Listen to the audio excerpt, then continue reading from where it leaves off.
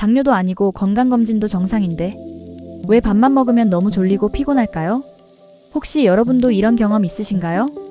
건강검진에서는 분명 정상이라고 나왔는데 식사만 하고 나면 눈이 감기고 머리가 멍하고 기운이 뚝 떨어지는 분들 많습니다.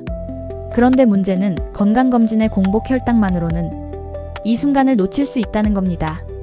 진짜 무서운 건 식후에만 숨어서 반복되는 혈당 롤러코스터, 바로 혈당 스파이크입니다. 오늘은 이 혈당 스파이크가 왜 피로와 식후 졸음을 만드는지, 혈관과 간 그리고 우리 몸의 대사 시스템에 어떤 부담을 줄 수 있는지 한번 이야기해 보겠습니다. 다행히 우리 몸은 생각보다 회복력이 강합니다. 원인을 이해하고 생활 습관을 바꾸면 충분히 달라질 수 있습니다. 먼저 혈당 스파이크가 무엇인지부터 알아보겠습니다. 식후 혈당이 빠르게 치솟는 현상을 흔히 혈당 스파이크라고 부르는데, 일반적으로 식후 한두 시간 후에 혈당이 크게 상승하는 상태를 말합니다. 문제는 건강검진의 공복 혈당 검사만으로는 이 순간이 잘 보이지 않을 수 있다는 점입니다.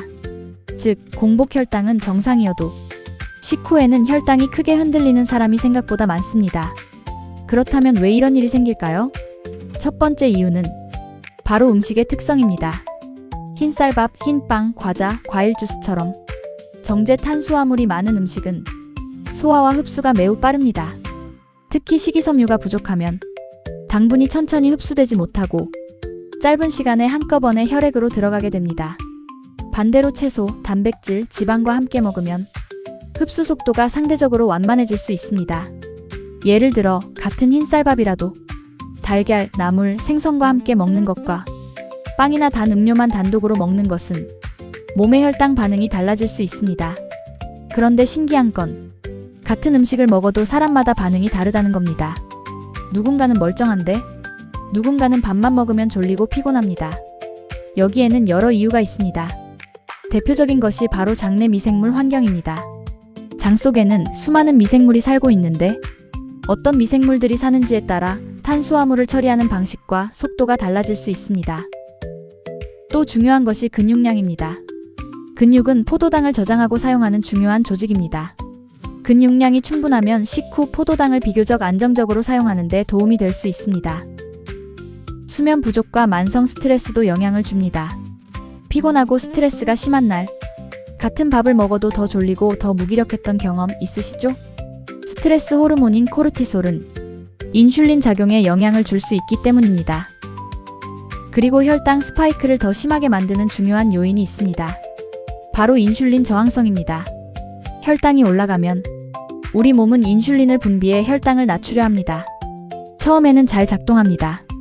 하지만 이런 급격한 혈당 상승이 반복되면 세포가 인슐린 신호에 점점 둔감해질 수 있습니다. 이 상태를 인슐린 저항성이라고 합니다.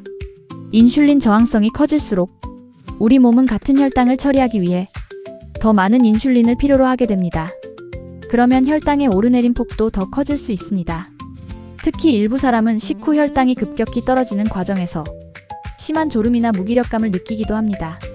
이런 이유로 밥만 먹으면 너무 졸리다는 증상이 나타날 수 있습니다. 하지만 다행히 인슐린 저항성은 생활 습관 변화에 비교적 민감하게 반응하는 영역이기도 합니다. 혈당 스파이크가 반복되면 가장 먼저 스트레스를 받는 곳 중 하나가 바로 혈관 안쪽 벽, 혈관 내피세포입니다. 정상 혈관은 매우 부드럽고 탄력 있는 상태를 유지합니다. 그런데 혈당이 급격히 오르고 내려가는 자극이 반복되면 혈관 내피세포에도 부담이 커질 수 있습니다. 쉽게 말하면 매끈한 도로 위에 강한 충격이 계속 반복되는 것과 비슷합니다. 이런 상태가 오래 이어지면 혈관 건강에도 좋지 않은 영향을 줄 수 있습니다. 혈당 스파이크의 문제는 단순히 숫자가 올라가는 데서 끝나지 않습니다. 혈당이 급격히 오르고 떨어지는 상태가 반복되면 우리 몸의 에너지 균형에도 부담이 커질 수 있습니다. 건강검진에서 보는 당화혈색소는 일정 기간 동안 혈당이 얼마나 높게 유지되었는지를 보여주는 대표적인 지표입니다. 혈당이 높은 상태가 반복될수록 혈관과 세포 환경에는 스트레스가 커질 수 있습니다. 우리 몸의 세포는 산소와 영양소를 안정적으로 공급받아야 에너지를 효율적으로 만들어낼 수 있습니다.